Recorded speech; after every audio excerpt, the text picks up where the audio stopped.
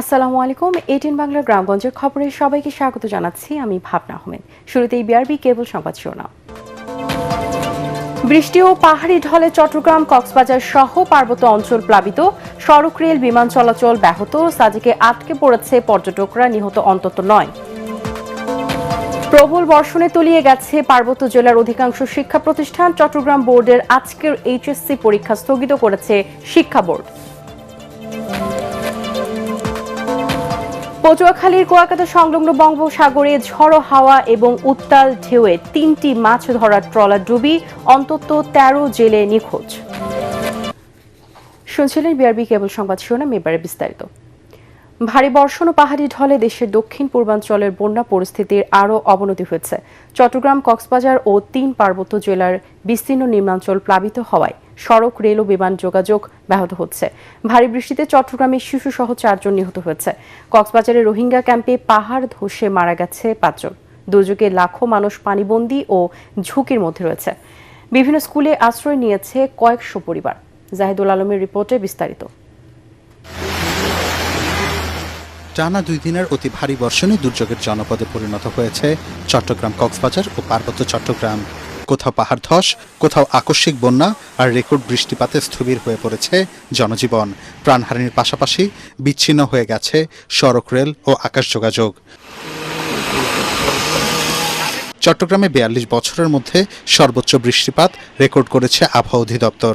টানা বর্ষণে নগরের বিভিন্ন এলাকায় জলাবদ্ধতার সৃষ্টি হয়েছে। বৃষ্টির প্রভাবে রেল লাইন পানির নিচে তলিয়ে যাওয়ায় কক্সবাজার রুটে ট্রেন চলাচল বন্ধ রয়েছে। চট্টগ্রামে আটকে পড়েছে কক্সবাজারগামী পর্যটক এক্সপ্রেস। বৈরী আবহাওয়ার কারণে শাহ আমানত আন্তর্জাতিক বিমানবন্দর থেকেও ফ্লাইট চলাচল সাময়িক বন্ধ রয়েছে। ভারী বৃষ্টিতে পাহাড় ধসের ঘটনাও বেড়েছে। পাহাড়ি ঢলে তলিয়ে গেছে খাগড়াছড়ি রাঙামাটি সড়কের একাধিক অংশ। ফলে 2 জেলার মধ্যে সড়ক যোগাযোগ সম্পূর্ণ বিচ্ছিন্ন হয়ে পড়েছে। অনেক এলাকায় মানুষ পানিবন্দী হয়ে পড়েছেন, সাজেকে আটকা পড়েছেন কয়েকশো পর্যটক। পাহাড় ধসের সম্ভাবনা রয়েছে, পাহাড়ের উপরে ঢালে। কক্সবাজারেও শতাধিক গ্রাম প্লাবিত হয়েছে। রোহিঙ্গা শিবিরে ঘটেছে অসংখ্য পাহাড় ধস। এতে ঝুঁকিতে পড়েছেন লাখো আশ্রয় প্রার্থী। বিভিন্ন স্থানে ক্ষয়ক্ষতি এড়াতে প্রশাসন ও স্বেচ্ছাসেবীরা সরিয়ে নিচ্ছেন ঝুঁকিপূর্ণ এলাকার মানুষকে। অন্যদিকে বান্দরবানে নদ নদীর পানি বিপদসীমার উপর দিয়ে প্রবাহিত হওয়ায় নতুন নতুন এলাকা প্লাবিত হচ্ছে। আশ্রয়কেন্দ্রে উঠেছেন 2 শতাধিক পরিবার। সড়ক ডুবে যাওয়ায় বান্দরবান ও কক্সবাজারের সাথে আলীকদম উপজেলার সড়ক যোগাযোগ বিচ্ছিন্ন হয়ে পড়েছে। প্রশাসন বলছে, বৃষ্টি অব্যাহত থাকায় পরিস্থিতির আরও অবনতি হতে পারে। জাহিদুল আলম, এটিএন বাংলা। বৈরী আবহাওয়া, ভারী বৃষ্টি ও বন্যা পরিস্থিতির কারণে চট্টগ্রাম বোর্ডের অধীন অধিকাংশ শিক্ষা প্রতিষ্ঠানে পানি ঢুকে পড়েছে। পরিস্থিতি বিবেচনায় চট্টগ্রাম মাধ্যমিক ও উচ্চ মাধ্যমিক শিক্ষা বোর্ডের বুধবারের এইচএসসি ও সমমানের পরীক্ষা স্থগিত করা হয়েছে। মঙ্গলবার মধ্যরাতে আন্তঃশিক্ষা বোর্ড সমন্বয় কমিটি এই তথ্য জানায়। এর আগে মঙ্গলবার রাতেই পৃথক 2টি আদেশে প্রথমে চট্টগ্রাম, রাঙামাটি, বান্দরবান, খাগড়াছড়ি এবং পরবর্তীতে কক্সবাজার জেলার আজকের পরীক্ষা স্থগিত করা হয়েছিল। তবে পরিস্থিতির দ্রুত অবনতি হওয়ার গভীর রাতে পুরো বোর্ডের পরীক্ষায় স্থগিতের সিদ্ধান্ত আসে। তবে দেশের অন্য সব শিক্ষা বোর্ডের পরীক্ষা পুনর্নির্ধারিত সূচি অনুযায়ী অনুষ্ঠিত হবে। স্থগিত হওয়া পরীক্ষার নতুন তারিখ পরে জানানো হবে বলে শিক্ষা বোর্ড জানিয়েছে। দেশের 5 বিভাগে ভারী থেকে অতি ভারী বৃষ্টির পূর্বাভাস দিয়েছে আবহাওয়া অধিদপ্তর। ভারতের উড়িষ্যায় অবস্থানরত মৌসুমী স্থল নিম্নচাপটির একটি বর্ধিতাংশ বাংলাদেশের দক্ষিণাঞ্চল হয়ে আসাম পর্যন্ত বিস্তৃত রয়েছে। এর প্রভাবে দেশের অধিকাংশ জায়গায় বৃষ্টির অনুকূল পরিস্থিতি তৈরি হয়েছে।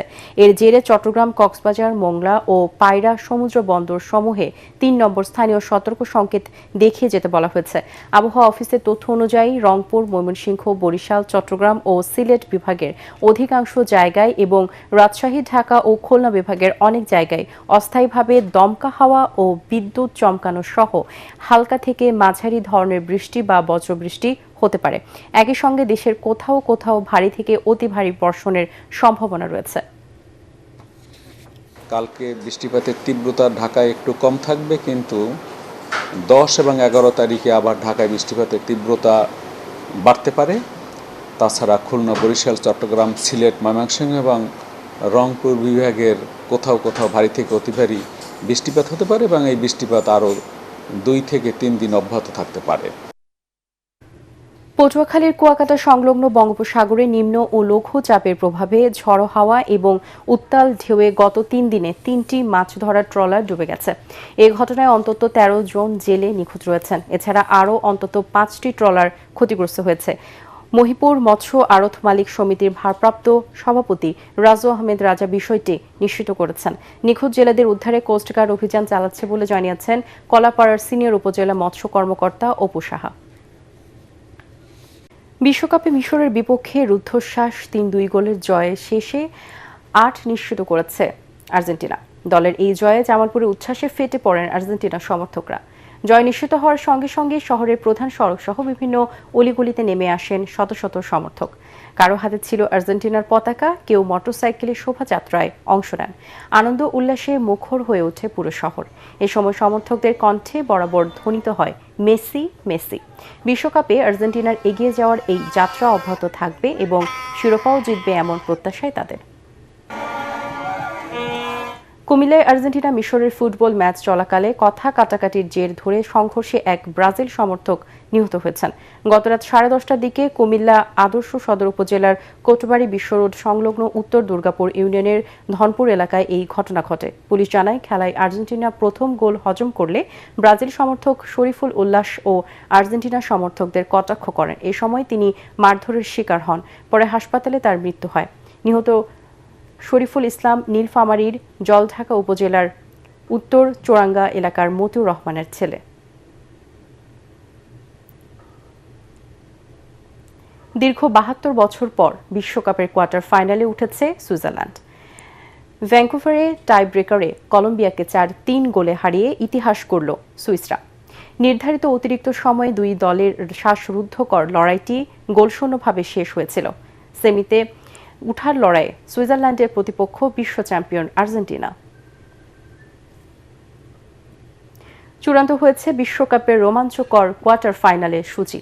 বৃহস্পতিবার দিবাগত রাত 2টায় প্রথম কোয়ার্টার ফাইনালে ভ্যানকুভারে মুখোমুখি হবে ফ্রান্স ও মরক্কো। পরদিন 11 জুলাই লস অ্যাঞ্জেলেসে রাত 1টায় লড়বে স্পেন ও বেলজিয়াম। 12 জুলাই রয়েছে 2টি ম্যাচ। রাত 3টায় মায়ামিতে মুখোমুখি হবে নরওয়ে ও ইংল্যান্ড। আর রোববার সকাল 7টায় কানসাস সিটিতে বিশ্ব চ্যাম্পিয়ন আর্জেন্টিনার প্রতিপক্ষ ইতিহাস করা সুইজারল্যান্ড। হাসপাতালে কার্যক্রম বন্ধ থাকায় ভবিষ্যৎ নিয়ে শঙ্কিত আদ্দিন উইমেন্স মেডিকেল কলেজের 7 শতাধিক দেশি বিদেশি শিক্ষার্থী। তারা জানান, ভর্তি হওয়া মেডিকেল কলেজ হাসপাতাল থেকে ইন্টার্ন শেষ করতে না পারলে গ্রহণযোগ্যতা হারাবে গ্র্যাজুয়েশন সনদ। মেডিকেল কলেজ কর্তৃপক্ষ বলছেন, বিদেশি শিক্ষার্থীদের ডিগ্রি নিয়ে কোনো ধরনের জটিলতা তৈরি হলে বদনাম হবে বাংলাদেশের। মিজান শাহজাহানের রিপোর্ট। ঢাকায় 3টি, খুলনা ও যশোরে 1টি করে মোট 5টি মেডিকেল কলেজ হাসপাতাল রয়েছে আদ্দিন ফাউন্ডেশনের। এর মধ্যে মগবাজার আদ্দিন ওমেন্স মেডিকেল কলেজের শিক্ষার্থী সংখ্যা 646, দেশি 437 ও বিদেশি শিক্ষার্থী 209 জন। ইন্টার্নি করছেন 54 জন দেশি শিক্ষার্থীর পাশাপাশি 32 জন বিদেশি শিক্ষার্থী। অনাকাঙ্ক্ষিত দুর্ঘটনাকে কেন্দ্র করে মগবাজার আদ্দিন হাসপাতালটি বন্ধ থাকায় বিপাকে পড়েছেন তারা। তাবেন্দা সৌরা কাশ্মীর থেকে অনেক স্বপ্ন নিয়ে ঢাকা শহরে এসেছেন। ভর্তি হয়েছেন আদ্দিন ওমেন্স মেডিকেল কলেজে। ভালো ডাক্তার হওয়ার আশায় সৌরার মতোই কাশ্মীর থেকে এসেছেন তাবেন্দা ফায়াজ। তাদের দু চোখে এখন কেবলই অন্ধকার। বলেন, কোনো কারণে হাসপাতালটি চালু না হলে ভারতের রাষ্ট্রীয় আইন অনুযায়ী গ্রহণযোগ্যতা হারাবে তাদের সনদ। यहाँ पे बहुत ज़्यादा लो कॉस्ट में ट्रीटमेंट्स हो जाते हैं, जिसकी वजह से जो अंडर प्रिविलेज लोग या मिडिल क्लास लोग या वी से पोर लोग होते हैं, they are suffering so much from all of these situations that they are. শুধু বিদেশি নয়, দেশি শিক্ষার্থীরাও আছেন শঙ্কায়। সরকারের এমন কোনো পরিস্থিতি আমরা চাই না, ওই রকম শিকার হতে চাই না যার কারণে আমাদের লাইফটা নষ্ট হয়ে যাক। আদ্দিন মেডিকেল কলেজ সমূহের সহকারী পরিচালক সিদ্দিকুর রহমান সুমন জানান, তাদের পাঠ্যক্রম ও শিক্ষার মান আন্তর্জাতিক মানের হওয়ায় দিন দিন বাড়ছে বিদেশি শিক্ষার্থীর সংখ্যা। এতে একদিকে রাষ্ট্রীয় কোষাগারে যুক্ত হচ্ছে রেমিটেন্স, অন্যদিকে বিদেশের মাটিতে সমুন্নত হচ্ছে দেশের ভাবমূর্তি। 18টা ব্যাচ চলতেছে এমবিবিএস এবং এখানে 100 স্টুডেন্ট পার ব্যাচে, এবং যার ফলে এবং এখানে ফরেন স্টুডেন্ট 45% বিদেশি স্টুডেন্ট রয়েছে। যে মেডিকেল কলেজে সেফটি স্টুডেন্ট পড়বে ওখান থেকে ইন্টার্নি তাকে শেষ করতে হবে। 7 শতাধিক ভবিষ্যৎ ডাক্তারের কথা বিবেচনা করে দ্রুত হাসপাতালের কার্যক্রম শুরুর অনুমতি দেওয়ার দাবি শিক্ষার্থী ও অভিভাবকদের। মিজান শাহজাহান, এটিএন বাংলা, ঢাকা। চাঁপাইনবাবগঞ্জের সোনা মসজিদ ইমিগ্রেশন দিয়ে ট্রাভেল পাসের মাধ্যমে অবশেষে নিজ দেশে ফিরে গেছেন বিএসএফ এর পুশিনের শিকার 4 ভারতীয় নাগরিক। বিকেলে তারা ভারতে ফিরে যান। তারা হলেন ভারতের পশ্চিমবঙ্গের বীরভূম জেলার মুরারাই থানার ধৃতরায় গ্রামের বাসিন্দা দানিশ শেখ, সুইটি বিবি, কুরবান শেখ ও ইমাম দেওয়ান। ফিরে যাওয়া ভারতীয়দের অভিযোগ 2025 সালের জুন মাসে কুড়িগ্রাম সীমান্ত দিয়ে 2 শিশুসহ 6 জনকে জোরপূর্বক বাংলাদেশে ঠেলে দেয় বিএসএফ। পরে তারা দেশের বিভিন্ন এলাকায় ঘুরে চাঁপাইনবাবগঞ্জের আলীনগর এলাকায় আশ্রয় নিলে পুলিশ তাদের আটক করে। এর আগে গত ডিসেম্বর মাসে একই পরিবারের সোনালী বিবি ও তার শিশুপুত্রকে বিজিবির কাছ থেকে ফেরত নেয় ভারত। চট্টগ্রাম নগরীর 24 নম্বর উত্তর আগ্রাবাসের পানওয়ালা পাড়া এলাকায় পানিবন্দী মানুষের খোঁজ খবর নেন এবং তাদের মাঝে খাবার বিতরণ করেছেন সংসদ সদস্য সাইদ আল নোমান। এ সময় তিনি বলেন, বিএনপি সরকার গণমানুষের সরকার। প্রাকৃতিক দুর্যোগে ক্ষতিগ্রস্ত ও অসহায় মানুষের পাশে সরকার সবসময় রয়েছেন এবং ভবিষ্যতেও থাকবে। পরে সাইদ আল নোমান লালখান বাজারের মতিঝর্ণা ও বাটালি পাড়ার এলাকায় ঝুঁকিপূর্ণ স্থানসমূহ পরিদর্শন করে স্থানীয় বাসিন্দাদের সতর্ক থাকার আহ্বান জানান। খাদ্য বিতরণ কার্যক্রমে উপস্থিত ছিলেন বিএনপি নেতা ইকবাল হোসেন, রেজাউল করিম মিন্টু, মোস্তাক আহমেদ বাবলু ও সহ অঙ্গ সহযোগী সংগঠনের নেতৃবৃন্দ। বর্ষার শুরুতে জামালপুরের মেলান্দহ উপজেলার টুপকারচর এলাকায় পুরাতন ব্রহ্মপুত্র নদের ভাঙ্গনে দিশেহারা নদী পাড়ের মানুষ। গত 1 সপ্তাহ ধরে অব্যাহত ভাঙ্গনে প্রতিদিনই নদী গর্ভে বিলীন হচ্ছে বসতভিটা ও আবাদি জমি। এতে অন্তত অর্ধশতাধিক পরিবার চরম অনিশ্চয়তার মধ্যে দিন কাটাচ্ছেন। এছাড়া ভাঙ্গনের ঝুঁকিতে রয়েছে 2টি সরকারি আশ্রয়ন প্রকল্প, একটি মসজিদ, একটি মক্তব, একটি গোরস্থান এবং বিস্তীর্ণ কৃষি জমি। নদী ভাঙ্গন রোধে দ্রুত কার্যকর ব্যবস্থা গ্রহণের দাবি স্থানীয়দের। ময়মনসিংহের ভালুকায় কাঁঠালের পাইকারি হাটগুলোতে বর্তমানে ক্রেতা সংকট চলছে। বাজারে কাঁঠালের সরবরাহ প্রচুর থাকলেও দেখা মিলছে না পাইকারদের। অতিরিক্ত গরম আর পরিবহন খরচ বেড়ে যাওয়ায় দেশের বিভিন্ন জেলা থেকে পাইকাররা না আসায় হতাশ স্থানীয় চাষি ও বিক্রেতারা। ফলে কম দামে কাঁঠাল বিক্রি করতে বাধ্য হচ্ছেন তারা। ভালুকায় উৎপাদিত কাঁঠাল স্থানীয় চাহিদা মিটিয়ে রাজধানী ঢাকা সহ দেশের বিভিন্ন জেলায় সরবরাহ হয়ে থাকে। চলতি বছর ভালুকায় 385 হেক্টর জমিতে প্রায় 44,000 মেট্রিক টন কাঁঠালের আবাদ হয়েছে বলে জানায় কৃষি বিভাগ। ঝালকাঠির রাজাপুরে চাঁদাবাজি, মাদক ব্যবসা ও দখলবাজির অভিযোগ তুলে মানববন্ধন ও ঝাড়ু মিছিল করেছেন স্থানীয় বাসিন্দারা। উপজেলার লেবুবুনিয়া বাজার সংলগ্ন সাতুরিয়া ইউনিয়ন পরিষদের সামনে এই মানববন্ধন করা হয়। এ সময় তারা 4 নম্বর ওয়ার্ড আওয়ামী লীগের সভাপতি হেমায়েত উদ্দিন ও তার ছেলে সাতুরিয়া ইউনিয়ন ছাত্রদলের সভাপতি সজীব সহ পরিবারের কয়েক সদস্যদের বিরুদ্ধে চাঁদাবাজি, মাদক ব্যবসা, দখলবাজি ও সন্ত্রাসী কর্মকাণ্ডের অভিযোগ করেন। পরে অভিযুক্তদের বিরুদ্ধে প্রশাসনের হস্তক্ষেপ ও আইনগত ব্যবস্থা নেওয়ার দাবি জানান ভুক্তভোগীরা। নোয়াখালীর বেগমগঞ্জে নানা অনিয়মের অভিযোগে 2টি বেসরকারি হাসপাতালকে 15 দিনের জন্য কার্যক্রম বন্ধের নির্দেশ দিয়েছে উপজেলা প্রশাসন। একই সাথে 3টি মামলায় মোট 60,000 টাকা জরিমানা আদায় করা হয়। উপজেলার চৌমোহনী পৌরসভার কলেজ রোড এলাকায় নাবিলা হাসপাতাল ও হলি কেয়ার হাসপাতালে এই অভিযান পরিচালনা করেন বেগমগঞ্জ উপজেলার সহকারী কমিশনার ভূমি ও নির্বাহী ম্যাজিস্ট্রেট শাহাদাত হোসেন। অভিযানে হাসপাতাল দুটির বিভিন্ন অনিয়ম ও বিধি বহির্ভূত কার্যক্রমের প্রমাণ পাওয়া যায়। হবিগঞ্জে প্রিন্ট ও ইলেকট্রনিক মিডিয়ার সাংবাদিকদের সাথে মতবিনিময় সভা করেছেন জেলা পরিষদের প্রশাসক আহমেদ আলী মুকিব। সকালে জেলা পরিষদ মিলনায়তনে এই সভা অনুষ্ঠিত হয়। এতে জেলা পরিষদের প্রশাসক আহমেদ আলী বলেন, জনস্বার্থ সংশ্লিষ্ট তথ্য জনগণের কাছে পৌঁছে দিতে গণমাধ্যম গুরুত্বপূর্ণ ভূমিকা পালন করে। তাই স্বচ্ছতা ও জবাবদিহিতা নিশ্চিত করতে সাংবাদিকদের সহযোগিতা কামনা করেন তিনি। হবিগঞ্জ প্রেস ক্লাবের সভাপতি মোহাম্মদ নাহিদ সহ জেলার বিভিন্ন গণমাধ্যমে কর্মরত সাংবাদিকরা সভায় উপস্থিত ছিলেন। বিএমডিসি কর্তৃক 4 বছর মেয়াদী ডেন্টাল ডিপ্লোমাধারীদের পেশাগত নিবন্ধন ও কর্মসংস্থানের দাবিতে বগুড়ায় মানববন্ধন অনুষ্ঠিত হয়েছে। জেলা প্রশাসকের কার্যালয়ের সামনে এই মানববন্ধন অনুষ্ঠিত হয়। বাংলাদেশ ডেন্টাল পরিষদ বগুড়ার সভাপতি আশরাফুল ইসলাম ও সাধারণ সম্পাদক রিপন বিশ্বাস তন্ময় এই সময় বক্তব্য রাখেন। পরে জেলা প্রশাসকের মাধ্যমে প্রধানমন্ত্রী বরাবরই স্মারকলিপি দেন আন্দোলনকারীরা।